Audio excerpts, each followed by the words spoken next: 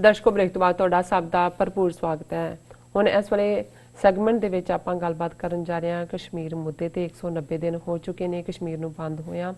ਉਹਨਾਂ ਤੇ ਜੋ ਜ਼ੁਲਮਾਂ ਦੀ ਹਨੇਰੀ ਹੈ ਉਹ ਲਗਾਤਾਰਤਾ ਨਾਲ ਉਸੇ ਤਰ੍ਹਾਂ ਹੀ ਚਲਾਈ ਜਾ ਰਹੀ ਹੈ। ਅਸੀਂ ਉਹਨਾਂ ਦੀ ਪੀੜ ਨਾਲ ਆਪਣੀ ਪੀੜ ਵੀ ਸ਼ਾਮਲ ਕਰਦੇ ਹਾਂ। ਇਸ ਬਾਰੇ ਆਪਾਂ ਡਾਕਟਰ ਸਾਹਿਬ ਕੋਲ ਉਹਨਾਂ ਦੇ ਵਿਚਾਰ ਸੁਣਨ ਜਾ ਰਹੇ ਹਾਂ।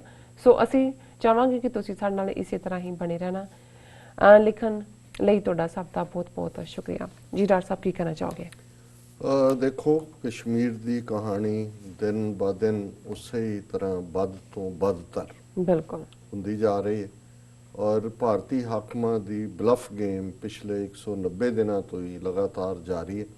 एक पासे जिथे भारत ने ये डिस्टिंक्शन हासिल कर ली है कि दुनिया किते भी इन्ना लंबा वक्त इंटरनेट का बंद होना 6 महीने तो ज़्यादा किते नहीं होया। पर ਬਲਫ ਗੇਮ ਉਹਨਾਂ ਦੀ ਇਸ ਹੱਦ ਤੱਕ ਹੈ ਕਿ ਪਹਿਲਾਂ ਵੀ ਉਹਨਾਂ ਨੇ ਜਿਹੜੀ ਐਂਬੈਸਡਰਸ ਦੀ ਇੱਕ ਜਿਹੜਾ ਪੂਰਾ ਗਰੁੱਪ ਉਸ ਤੋਂ ਪਹਿਲਾਂ 23 ਕਿ 27 ਜਿਹੜੇ ਯੂਰਪੀਅਨ ਪਾਰਲੀਮੈਂਟ ਦੇ ਮੈਂਬਰ ਸੀ ਉਹਨਾਂ ਨੂੰ ਕਸ਼ਮੀਰ ਦੌਰੇ ਦੇ ਨਾਂ ਥੱਲੇ ਡਲ ਲੇਕ ਦੀ ਸੈਰ ਕਰਵਾਈ ਸ਼ਿਕਾਰੇ 'ਚ ਬਿਠਾ ਕੇ। ਔਰ ਬਾਅਦ ਸਾਹਮਣੇ ਆਇਆ ਕਿ ਉਹ ਤਾਂ ਉਸ NGO ਨੇ ਉਹ ਸਾਰਾ ਸਪਾਂਸਰ ਕੀਤਾ ਜਿਹੜਾ ਇਹਨਾਂ ਦੀ ਇੰਡੀਅਨ ਇੰਟੈਲੀਜੈਂਸ ਏਜੰਸੀਆਂ ਦਾ 65 ਦੇਸ਼ਾਂ ਦੇ ਵਿੱਚ 265 ਉਹਨਾਂ ਦੇ ਥਿੰਕ ਟੈਂਕ NGOs ਔਰ ਵੈਬ ਪੋਰਟਲ ਨੇ ਉਹਦਾ ਹਿੱਸਾ ਸੀ। ਫਿਰ ਇਹਨਾਂ ਨੇ ਇੱਕ ਐਂਬੈਸਡਰਸ ਦਾ ਬੈਚ 1 ਦਰਜਨ ਤੋਂ ਜ਼ਿਆਦਾ ਜਿਨ੍ਹਾਂ ਦੇ ਵਿੱਚ ਈਵਨ ਅਮਰੀਕਨ ਐਂਬੈਸਡਰ ਵੀ ਜਿਹੜਾ ਦਿੱਲੀ 'ਚ ਹੈ ਉਹ ਵੀ ਗਿਆ। ਉਹਨਾਂ ਨੂੰ ਵੀ ਉਹੀ ਕੰਮ ਕੀਤਾ, ਸ਼ਿਕਾਰੇ ਤੇ ਬਿਠਾ ਕੇ ਡਲ ਲੇਕ ਘੁਮਾਇਆ ਔਰ ਇਹ ਕਿਹਾ ਕਿ ਜੀ ਹੁਣ ਉਹਨਾਂ ਦਾ ਸੈਕੰਡ ਜਿਹੜੇ ਐਂਬੈਸਡਰ ਜਾਂ ਐਨਵੋਇਸ ਦਾ ਬੈਚ ਅੱਜ ਕਸ਼ਮੀਰ 'ਚ ਪਹੁੰਚਿਆ। ਇਸ ਦੇ ਵਿੱਚ 20 ਦੇਸ਼ਾਂ ਦੇ ਜਿਹੜੇ ਨੇ ਉਹ ਐਂਬੈਸਡਰ ਨੇ ਔਰ ਉਹ ਅੱਜ श्रीनगर एयरपोर्ट पहुँचे और उन्होंने पहला सी कि बारामूला टाउन जाना है पर फिर क्या जी नहीं मौसम खराब है तो भी नहीं गया और उन्होंने भी शिकारे ते बिठा के डल लेक की सैर करवाई। और 3 नौजवानों ने कश्मीरी नौजवानों ने उन्होंने खिलाफ प्रोटेस्ट किया किसी पासों निकल आए हो भावें 3 होण जां 1 होए। सिंबोलिज्म बड़ा इंपॉर्टेंट होंदा है। उन्होंने जिहड़ा फड़ लिया गया और ये उन्होंने कहा कि भी ये एवें वेस्ट ऑफ मनी है क्योंकि ये शिकारा राइड इंजॉय कर रहे हैं आके इस तो बियॉन्ड कुछ नहीं है। और ये जिहड़ा कश्मीरी लोगों का साडा हाल बहुत माड़ा किया जा रहा है। और इन्हां दे विच जिहड़े हुण डेलीगेशन दे विच यूरोपीयन यूनियन साउथ अमेरिका ते गल्फ कंट्रीज़ दे ने और उन्होंने ट्वीट किया कि जी upon our arrival we enjoyed a shikara ride on Dal lake in Srinagar Kashmir beautiful lake and hospitable people. I bought a Kashmiri ring from a boat serving as a shop.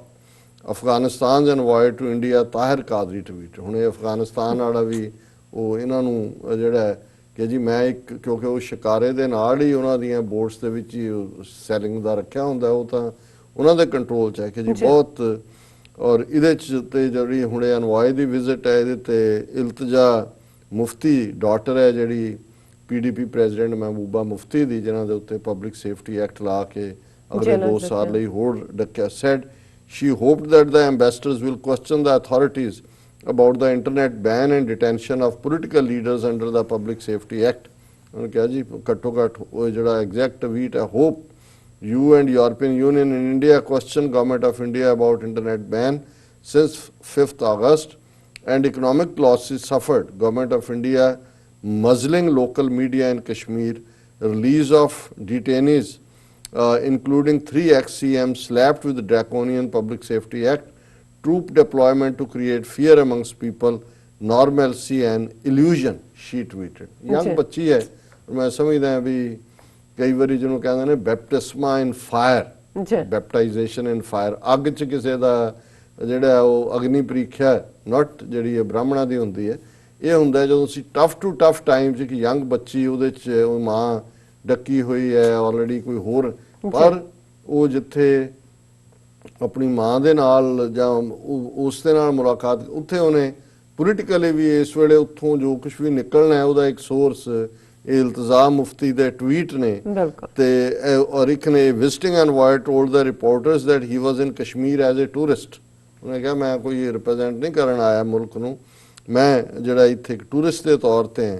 और ये जिहड़ा इस तो पहला 15 एंबेसडर आए सी ਹੁਣ ਇਹ 20 ਦਾ ਬੈਚ ਹੈ ਜੀ ਹੁਣ ਦੂਸਰੇ ਇੱਕ ਪਾਸੇ ਤਾਂ ਹਕੂਮਤ ਆਪਣਾ ਇਸ ਲੈਵਲ ਦਾ ਪੀਆਰ ਔਰ ਘਟੀਆ ਕਿਸਮ ਜੇ ਨਜ਼ਰ ਆ ਰਿਹਾ ਕਿ ਵੀ ਕੌਣ ਇਹਨੂੰ ਸਪੌਟ ਜਿਹੜਾ ਸਪਾਂਸਰ ਕਰ ਰਿਹਾ ਹੈ ਉੱਥੇ ਸ਼ਿਕਾਰੇ 'ਚ ਘੁਮਾਣਾ ਹੈ ਲੋਕਾਂ ਤੱਕ ਪਹੁੰਚ ਨਹੀਂ ਹੈ ਲੇਕਿਨ ਜਿਹੜੀ ਜੁਡੀਸ਼ਰੀ ਜਿਹੜੀ ਆਨਸਰੇਬਲ ਹੈ to the constitution judiciary law ਬਣਾਉਂਦੀ ਨਹੀਂ ਪਰ ਕਨਸਟੀਟਿਊਸ਼ਨ ਨੂੰ ਇੰਟਰਪ੍ਰੀਟ ਕਰਦੀ ਹੈ ਔਰ ਸੁਪਰੀਮ ਕੋਰਟ ਸਭ ਤੋਂ ਵੱਡੀ ਅਦਾਲਤ ਜਿਹਨੂੰ ਜੇ ਕਿਤੇ ਕੋਈ ਕੁੱਤਾ ਮਰਿਆ ਚੰਗਾ ਨਾ ਲੱਗੇ ਸੜਕ ਦੇ ਵਿਚਕਾਰ ਪਿਆ ਉਹਦਾ ਸੂ ਮੋਟੋ ਨੋਟਿਸ ਲੈ ਲੈਂਦੇ ਨੇ ਪਰ ਜੋ ਕੁਝ ਕਸ਼ਮੀਰ 'ਚ ਵਾਪਰ ਰਿਹਾ 6 ਮਹੀਨੇ ਤੋਂ ਹੰਡਰਡਸ ਆਫ ਪੈਟੀਸ਼ਨਸ ਇਸ ਦੇ ਉੱਤੇ ਹੋਈਆਂ ਉਹ ਇਕੱਠੀਆਂ ਕੀਤੀਆਂ ਹੋਈਆਂ ਨੇ ਉਹਨਾਂ ਦੇ ਉੱਤੇ ਕੋਈ ਕਾਰਵਾਈ ਨਹੀਂ ਪਰ ਹੁਣ ਜਿਹੜਾ ਪਬਲਿਕ ਸੇਫਟੀ ਐਕਟ ਦੇ ਥੱਲੇ ਉਮਰ ਅਬਦੁੱਲਾ ਔਰ ਮਹਿਬੂਬਾ ਮੁਫਤੀ ਨੂੰ ਅੰਦਰ ਡੱਕਿਆ ਉਹਨਾਂ ਦੀ ਉਮਰ ਅਬਦੁੱਲਾ ਦੀ ਭੈਣ ਹੈ ਉਹਨੇ ਸੁਪਰੀਮ ਕੋਰਟ ਦੇ ਵਿੱਚ ਪੈਟੀਸ਼ਨ ਕੀਤੀ ਹੈ ਔਰ ਜ਼ਾਹਰ ਹੈ ਕਿ couple Sibal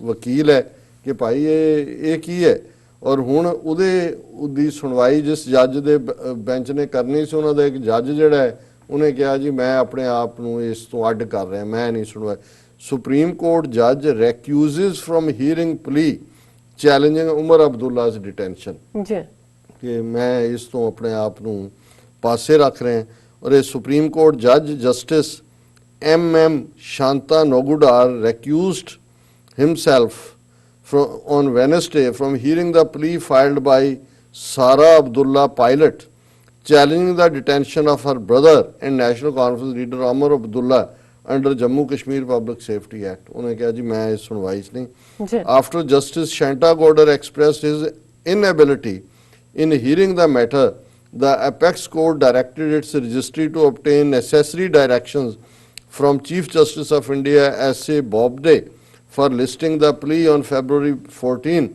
before an appropriate bench. So ਉਹਨਾਂ ਨੇ ਕਿਹਾ ਜੀ ਨਵਾਂ ਦੇਖ ਲਓ ਜੀ ਕਿਉਂ ਹੋਣਾ ਲੇਕਿਨ ਔਰ ਉਹਦੇ 'ਚ ਉਹਨੇ ਕਿਹਾ I am not participating in this matter, Justice said at the outset without citing the specific reason for his recusal. ਹੁਣ ਅਦਰਵਾਈਜ਼ ਹੁੰਦਾ ਹੈ ਕਿ ਕੋਈ ਇਸ਼ੂ ਕਿਸੇ ਸਟੇਟ ਨਾਲ ਡੀਲਿੰਗ ਲੱਗਦਾ ਹੈ ਜਿਹੜਾ ਜੱਜ ਹੈ ਉਸੇ ਸਟੇਟ ਦਾ ਹੈ ਉਹ ਇਹ ਦੱਸਣ ਦੇ ਲਈ ਕਿ ਵੀ ਮੈਂ ਸ਼ਾਇਦ ਇੰਪਾਰਸ਼ੀਅਲ ਨਾ ਹੋ ਸਕਾਂ ਇਹਦੀ ਹੀਅਰਿੰਗ ਵੇਲੇ ਕਿਉਂਕਿ ਉਹ ਆਪਣੇ ਆਪ ਨੂੰ ਅੱਡ ਕਰ ਲੈਂਦਾ ਕਿ ਜੀ ਮੈਂ ਇਹਦੀ ਥਾਂ ਤੇ ਕਿਸੇ ਹੋਰ ਨੂੰ ਜਾਂ ਜਿਸ ਜੱਜ ਦੇ ਉੱਤੇ ਹੀ ਕੋਈ ਇਲਜ਼ਾਮ ਪਹਿਲਾਂ ਲੱਗਾ ਹੋਏ ਔਰ ਉਸ ਲੈਵਲ ਦਾ ਹੀ ਕਿ ਪਰ ਹੁਣ ਇੱਕ ਜਿਹੜਾ ਬੰਦੇ ਨੂੰ ਤੁਸੀਂ ਇਲੀਗਲੀ ਜਿਹੜਾ ਐਕਸ ਚੀਫ ਮਿਨਿਸਟਰ ਹੈ ਬਾਰ-ਬਾਰ ਉਹਨੂੰ ਡੱਕ ਰਹੇ ਹੋ 6 ਮਹੀਨੇ ਪਹਿਲਾਂ ਰੱਖਿਆ ਔਰ ਉਹਦੇ ਤੇ ਸੁਪਰੀਮ ਕੋਰਟ ਦਾ ਜੱਜ ਕਹਿੰਦਾ ਨਹੀਂ ਜੀ ਮੈਂ ਇਹਦੇ ਤੇ ਸੁਣਵਾਈ ਨਹੀਂ ਕਰਨੀ ਇਹ ਹੁਣ ਕੀ ਮੈਸੇਜ ਦੇ ਰਿਹਾ ਔਰ ਜਿਹੜਾ ਜ਼ੁਲਮ ਹੈ ਕਿਉਂਕਿ ਹੁਣ ਤੱਕ ਕਸ਼ਮੀਰ ਨਾਲ ਰਿਲੇਟਡ ਬਹੁਤ ਸਾਰੀਆਂ ਖਬਰਾਂ ਹੀ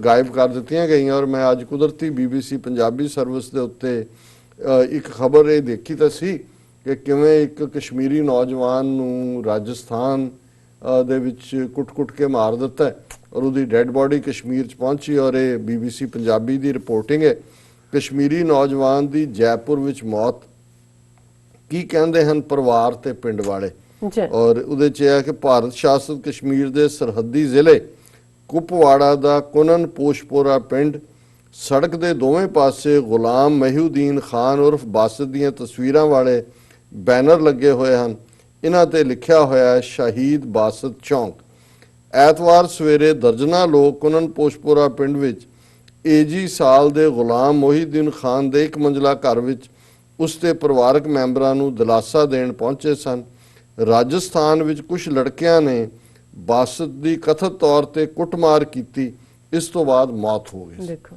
ਹੁਣ ਰਾਜਸਥਾਨ ਦੇ ਵਿੱਚ ਕਾਂਗਰਸ ਦੀ ਹਕੂਮਤ ਹੈ ਜਦੋਂ ਅਸੀਂ ਇਹ ਕਿਹਾ ਕਿ ਹਨੂਮਾਨ ਵਰਸਸ ਰਾਮ ਇਹ ਹਿੰਦੂਤਵਾਦੀ ਖੇਡ ਹੀ ਹੈ ਇਸ ਵੇਲੇ ਮਾਈਨੋਰਿਟੀਜ਼ ਨੂੰ ਜਿਹੜਾ ਰੋਣ ਧੋਣ ਤੋਂ ਬਿਨਾਂ ਹੋਰ ਸਾਡੇ ਕੋਲ ਕੋਈ ਰਸਤਾ ਨਹੀਂ ਹੈ ਹੁਣ ਰਾਜਸਥਾਨ ਦੇ ਵਿੱਚ ਇੱਕ ਕਸ਼ਮੀਰੀ ਨੌਜਵਾਨ ਕੁੱਟ-ਕੁੱਟ ਕੇ ਮਾਰ ਦਿੱਤਾ ਜਾਂਦਾ ਜਿਸ ਰਾਜਸਥਾਨ 'ਚ ਕਾਂਗਰਸ ਦੀ ਹਕੂਮਤ ਹੈ ਉਸ ਦੀ ਮੌਤ ਦੀ ਖਬਰ ਉਸ ਦੇ ਜੱਦੀ ਪਿੰਡ ਵਿੱਚ ਪਹੁੰਚਣ ਤੋਂ ਬਾਅਦ ਸਥਾਨਕ ਲੋਕਾਂ ਵਿੱਚ ਗੁੱਸਾ ਹੈ ਉਹ ਮੋਦੀ ਸਰਕਾਰ ਤੇ ਕਸ਼ਮੀਰੀਆਂ ਨੂੰ ਮਾਰਨ ਦਾ ਦੋਸ਼ ਲਾ ਰਹੇ ਹਨ ਬਾਸਤ ਦੀ ਮਾਂ ਹਫੀਜ਼ਾ ਰੋ ਰਹੀ ਸੀ ਤੇ ਖੁਦ ਨੂੰ ਸੰਭਾਲ ਨਹੀਂ ਪਾ ਰਹੀ ਸੀ ਉਹ ਵਿਰਕਦੇ ਹੋਏ ਕਹਿ ਰਹੀ ਸੀ ਮੈਂ ਇਹਨਾਂ ਅਨਾਥ ਬੱਚਿਆਂ ਦਾ ਕੀ ਕਰਾਂਗੀ ਮੇਰੇ ਬੱਚੇ ਤੂੰ ਮੈਨੂੰ ਧੋਖਾ ਦਿੱਤਾ ਹੈ ਬਾਸਤ ਦੀਆਂ ਪਿੱਛੇ 4 ਛੋਟੀਆਂ ਭੈਣਾਂ ਇੱਕ ਛੋਟਾ ਭਰਾ ਤੇ ਉਸ ਦੀ ਮਾਂ ਹੈ ਉਹੀ ਜਿਹੜਾ ਸਾਧਨ ਹੋਏਗਾ ਉਹ ਮਾਂ ਕਹਿ ਰਹੀ ਹੈ ਦੱਸ ਹੁਣ ਮੈਂ ਕੀ ਕਰਾਂਗੀ ਬਾਸਤ ਨੇ ਸ੍ਰੀਨਗਰ ਵਿੱਚ ਸੈਨਾ ਦੇ ਗੁੱਡਵਿਲ ਸਕੂਲ ਵਿੱਚ ਪੜ੍ਹਾਈ ਕੀਤੀ ਸੀ।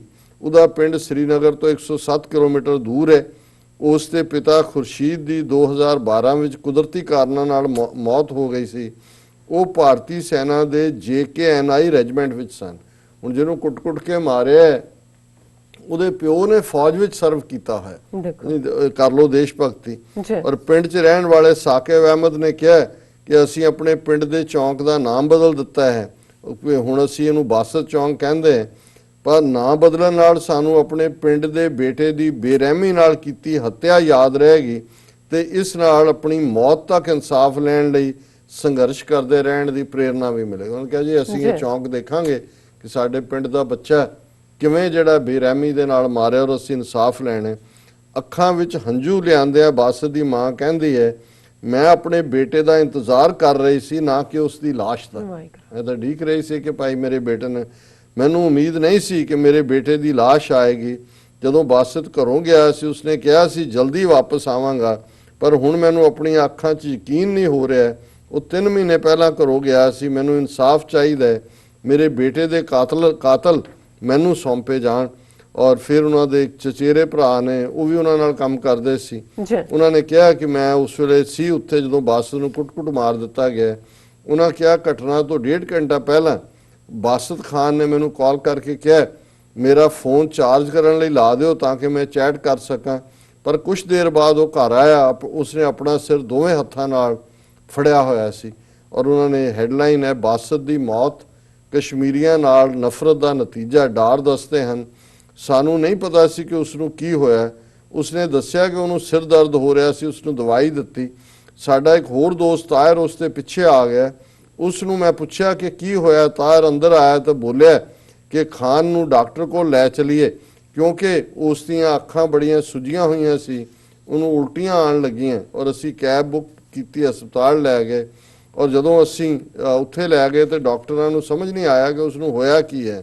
ਕਿ ਜਦੋਂ ਅਸੀਂ ਹਸਪਤਾਲ ਪਹੁੰਚੇ ਕਿ ਡਾਕਟਰਾਂ ਨੇ ਕਿਹਾ ਕਿ ਵੀ ਇਹਨੂੰ ਕੀ ਹੋਇਆ ਹੈ, ਔਰ ਖਾਨ ਦੀ ਹਾਲਤ ਖਰਾਬ ਹੋ ਰਹੀ ਸੀ। ਪਰ ਉਹਨਾਂ ਨੇ ਦੱਸਿਆ ਕਿ ਅਸੀਂ ਉਹਨਾਂ ਨੂੰ, ਡਾਕਟਰਾਂ ਨੂੰ ਦੱਸਿਆ ਕਿ ਇਹਨੂੰ ਬਹੁਤ ਬੁਰੀ ਤਰ੍ਹਾਂ ਮਾਰਿਆ ਗਿਆ, ਅੰਦਰੂਨੀ ਸੱਟਾਂ ਲੱਗੀਆਂ ਨੇ, ਉਹਨਾਂ ਨੂੰ ICU ਸ਼ਿਫਟ ਕੀਤਾ। ਪਰ ਰਾਤ ਨੂੰ 9 ਵਜੇ ਉਹ ਜਿਹੜਾ ਮੌਤ ਨੂੰ ਪਿਆਰਾ ਹੋ ਗਿਆ। ਡਾਰ ਕਹਿੰਦੇ ਨੇ ਭਾਰਤ ਵਿੱਚ ਕਸ਼ਮੀਰੀਆਂ ਨੂੰ ਨਫ਼ਰਤ ਕਰਕੇ ਨਿਸ਼ਾਨਾ ਬਣਾਇਆ ਜਾ ਰਿਹਾ ਹੈ ਅਤੇ ਬਾਸਤ ਖਾਨ ਦੀ ਮੌਤ ਇਸੇ ਨਫ਼ਰਤ ਦਾ ਨਤੀਜਾ ਹੈ। ਸੋ ਅੱਗੇ ਖਬਰ ਦੀ ਡੀਟੇਲ ਹੈ, ਪਿਕਚਰਸ ਨੇ ਬਹੁਤ ਸਾਰੀਆਂ ਜਿਹੜੀਆਂ ਸੈੱਟ ਦੇ ਉੱਤੇ ਸਾਡੇ ਦਰਸ਼ਕਾਂ ਨੇ ਦੇਖੀਆਂ ਹੋਣਗੀਆਂ। ਇਹ BBC ਦੇ ਧੰਨਵਾਦ ਸਹਿਤ ਨੇ। ਪਰ ਇਸ ਕਿਸਮ ਦੀਆਂ ਘਟਨਾਵਾਂ ਹੁਣ ਉੱਥੇ ਅਖਬਾਰ ਦੀਆਂ ਸੁਰਖੀਆਂ ਵੀ ਨਹੀਂ ਬਣਦੀਆਂ, ਬਿਲਕੁਲ, ਕਿਉਂਕਿ ਇੰਨੀ ਨਫ਼ਰਤ, ਇੰਨਾ ਕੁਝ ਚੱਲ ਰਿਹਾ ਚਾਰ ਚਫੇਰੇ ਕਿ ਇਹ ਹੁਣ ਖਬਰਾਂ ਤੋਂ ਹੀ ਗਾਇਬ ਹੋ ਗਿਆ। ਸੋ ਇਹ ਹੈ ਕਸ਼ਮੀਰ ਦੀ ਹਕੀਕਤ ਤੇ ਇਹ ਹੈ ਉਹ ਡੈਮੋਕ੍ਰੇਸੀ, ਲਾਰਜੈਸਟ ਡੈਮੋਕ੍ਰੇਸੀ, ਪਲੂਰਲਿਜ਼ਮ, ਜਿਸ ਦੇ ਨਾਂ ਥੱਲੇ ਟਰੰਪ ਜਿਹੜਾ ਹੈ ਉਹ ਮੋਦੀ ਨੂੰ ਮਿਲਣ ਦੇ ਲਈ ਫਰਵਰੀ ਦੇ ਅਖੀਰਲੇ ਦਿਨਾਂ ਦੇ ਵਿੱਚ ਭਾਰਤ ਜਾ ਰਿਹਾ ਹੈ। ਵੈਰੀ ਸੈਡ ਡਾਕਟਰ ਸਾਹਿਬ। ਹੁਣ ਆਪ ਆਪਣੇ ਦਰਸ਼ਕਾਂ ਦੇ ਜੋ ਮੈਸੇਜ ਨੇ ਉਹ ਸ਼ੇਅਰ ਕਰਨ ਜਾ ਰਹੇ ਹਾਂ। ਫਰੂਕ ਸ਼ਾਹਜਾਨ ਦੀ ਸਾਨੂੰ ਲਿਖਦੇ ਨੇ ਸਲਾਮ ਐਂਡ ਸਤਿ ਸ਼੍ਰੀ ਅਕਾਲ। ਐਂਡ ਫਿਰ ਉਹਨਾਂ ਦਾ ਮੈਸੇਜ ਹੈ, ਕਹਿੰਦੇ ਨੇ ਕਿ ਪਾਕਿਸਤਾਨ ਖਾਲਿਸਤਾਨ ਜ਼ਿੰਦਾਬਾਦ, ਮੁਸਲਿਮ ਸਿੱਖ ਫਰੈਂਡਸ਼ਿਪ ਜ਼ਿੰਦਾਬਾਦ। ਫਿਰ ਸੁਰਿੰਦਰ ਸਿੰਘ ਜੀ ਕਹਿੰਦੇ ਨੇ ਕਿ ਵਾਹਿਗੁਰੂ ਜੀ ਮਿਹਰ ਕਰਨਾ ਜੀ, ਵਾਹਿਗੁਰੂ ਜੀ। ਫਿਰ ਕਹਿੰਦੇ ਨੇ ਕਾਲਾ ਸਿੰਘ ਜੀ ਕਹਿੰਦੇ ਨੇ ਕਿ ਡਾਕਟਰ ਸਾਹਿਬ ਵਾਹਿਗੁਰੂ ਜੀ ਕਾ ਖਾਲਸਾ ਵਾਹਿਗੁਰੂ ਜੀ ਕੀ ਫਤਿਹ। ਜ਼ਾਫਰ ਇਕਬਾਲ ਜੀ ਸਾਨੂੰ ਤਾਮਾ ਭੇਜਦੇ ਨੇ ਔਰ ਪਿਆਰ ਵੀ ਭੇਜਦੇ ਨੇ। ਅਰਸ਼ਦ ਰਾਜਾ ਜੀ ਕਹਿੰਦੇ ਨੇ ਕਿ ਡਾਕਟਰ ਸਾਹਿਬ ਨੀਲਮ ਕੌਰ ਸਦਾ ਖੁਸ਼ ਰਹੋ, ਖਾਲਿਸਤਾਨ ਜ਼ਿੰਦਾਬਾਦ ਉਹਨਾਂ ਨੇ ਕਿਹਾ। ਸੈਫ ਸੁਨਾਨੀ ਔਰ ਜੀ ਸਾਨੂੰ ਆਪਣਾ ਪਿਆਰ ਭੇਜਦੇ ਨੇ। ਔਰ ਮਨਿੰਦਰ ਸਿੰਘ ਬੁੱਟਰ ਜੀ ਕਹਿੰਦੇ ਨੇ ਕਿ ਵਾਹਿਗੁਰੂ ਜੀ ਕਾ ਖਾਲਸਾ ਵਾਹਿਗੁਰੂ ਜੀ ਕੀ ਫਤਿਹ ਜੀ। ਇੱਕ ਸਮਾਂ ਉਹ ਵੀ ਸੀ ਜਦੋਂ ਸਿੰਘ ਘੋੜਿਆਂ ਦੀਆਂ ਕਾਠੀਆਂ ਤੇ ਜ਼ਿੰਦਗੀ ਜਿਉਂਦੇ ਸੀ, ਅੱਜ ਆਪਣਾ ਸਾਰਾ ਸੰਸਾਰ ਹੈ। ਸੋ ਜੁਨੇਦ AH ਕਸੀਨਾ ਲਿਖਦੇ ਨੇ Waheguru bless you doctor Sahib. And ਫਿਰ ਸ਼ੁਕਰੀਆ ਜੁਨੇਦ ਜੀ। ਮਨਿੰਦਰ ਸਿੰਘ ਬੁੱਟਰ ਜੀ ਲਿਖਦੇ ਨੇ ਸਿੰਘ ਜੀ ਆਪਣੇ ਪੰਥ ਦੇ ਆਗੂਆਂ ਨੂੰ ਟਰੰਪ ਨਾਲ ਗੱਲ ਕਰਨੀ ਚਾਹੀਦੀ ਹੈ, ਕਿਉਂਕਿ ਡੁੱਬਦੇ ਨੂੰ ਤਿਨਕੇ ਦਾ ਸਹਾਰਾ। ਦੇਖੋ ਗੱਲ ਤਾਂ ਜ਼ਰੂਰ ਕਰਾਂਗੇ, ਰੈਲੀ ਇਸੇ ਲਈ ਰੱਖੀ ਹੈ, ਉਹਨਾਂ ਤੱਕ ਪਹੁੰਚੇਗੀ ਗੱਲ। ਪਰ ਇਹ ਸੁੱਤੇ ਨਹੀਂ ਹੋਏ, ਇਹਨਾਂ ਨੇ ਘੇਸ ਮਾਰੀ ਹੋਈ ਹੈ ਔਰ ਜੋ ਵੀ ਚੱਲ ਰਿਹਾ ਹੈ ਇਹਨਾਂ ਦੀ ਸਹਿਮਤੀ ਵੀ ਹੈ।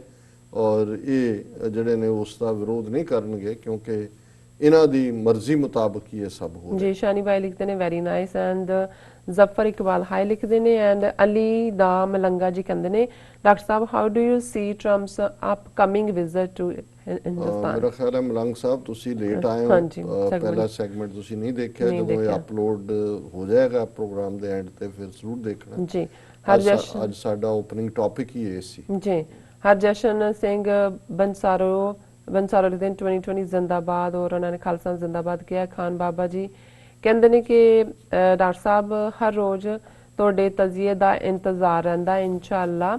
ਫਿਰ ਉਹਨਾਂ ਨੇ ਮੇਰੇ ਖਿਆਲ ਉਹਨਾਂ ਦਾ ਕਹਿਣ ਦਾ ਮੀਨਿੰਗ ਹੈ ਕਿ ਹਿੰਦੁਸਤਾਨ ਦੇ ਟੁਕੜੇ ਹੋਣਗੇ, ਫਿਰ ਖਾਲਿਸਤਾਨ ਤੇ ਪਾਕਿਸਤਾਨ ਜ਼ਿੰਦਾਬਾਦ ਉਹਨਾਂ ਨੇ ਕਿਹਾ। ਫਿਰ ਇਮਰਾਨ ਰੌਣੀ ਜੀ best show TV 84 and doctor ਸਾਹਿਬ ਉਹਨਾਂ ਨੇ ਕਿਹਾ। ਅਰਪ੍ਰੀਤ ਚੀਮਾ ਜੀ ਲਿਖਦੇ ਨੇ ਵਾਹਿਗੁਰੂ ਜੀ ਕਾ ਖਾਲਸਾ ਵਾਹਿਗੁਰੂ ਜੀ ਕੀ ਫਤਿਹ। ਮਿਊ ਮਿਊ ਕੈਟ ਜੀ ਕਹਿੰਦੇ ਨੇ ਡਾਕਟਰ ਸਾਹਿਬ ਜ਼ਿੰਦਾਬਾਦ ਐਂਡ ਸੀਕਿੰਗ ਟਰੂਥ ਜੀ ਕਹਿੰਦੇ ਨੇ ਕਿ ਸਲਾਮ ਐਂਡ ਸਤਿ ਸ਼੍ਰੀ ਅਕਾਲ doctor Sahib and sister Neelam Kaur and other heart show with N depth analysis. ਹਾਂਜੀ ਖਾਲਸਾ 2020 ਜ਼ਿੰਦਾਬਾਦ ਕਹਿੰਦੇ ਨੇ। ਮਿਸਟਰ ਬੇਬੀ ਬॉय ਲਿਖਦੇ ਨੇ ਕਿ ਡਾਕਟਰ ਸਾਹਿਬ ਵੈਰੀ ਇਨਫੋਰਮੇਟਿਵ ਪ੍ਰੋਗਰਾਮ। ਫਿਰ ਲਿਖਦੇ ਨੇ ਕਿ ਡਾਕਟਰ ਸਾਹਿਬ ਖਾਲਿਸਤਾਨ ਜ਼ਿੰਦਾਬਾਦ ਪਾਕਿਸਤਾਨ ਜ਼ਿੰਦਾਬਾਦ। ਉਹਨਾਂ ਨੇ ਕਿਹਾ ਕਸ਼ਮੀਰ ਬਣੇਗਾ ਪਾਕਿਸਤਾਨ। ਫਿਰ ਉਹਨਾਂ ਦਾ message very sad news doctor ਸਾਹਿਬ। ਸੋ ਫੌਜੀਆ ਰਾਜਪੂਤ ਜੀ ਕਹਿੰਦੇ ਨੇ ਕਿ it's a heart breaking Kashmiri boy death. So ਇਹਨੂੰ ਖਬਰ ਨੂੰ ਪੜ੍ਹਦਿਆਂ ਹੀ ਤੁਸੀਂ ਮਹਿਸੂਸ ਕਰ ਸਕਦੇ ਹੋ ਕਿ ਕਿਸ ਕਦਰ ਸੈਡ। जी फिर आगे अयान गुज्जर जी लिखते हैं हम आप जैसे सच बोलने वालों की दिल से इज्जत करते हैं और से हाई सपोर्ट करते रहेंगे। सो फिर सानू लखवीर रंगर जी लिखते हैं फतेह। असी सब का बहुत बहुत शुक्रिया अदा करते हैं। व्यूअर्स तुसीं साडे नाल इसी तरह ही बने रहना। मिलते हैं छोटे ਜਿਹੇ ब्रेक तो बाद।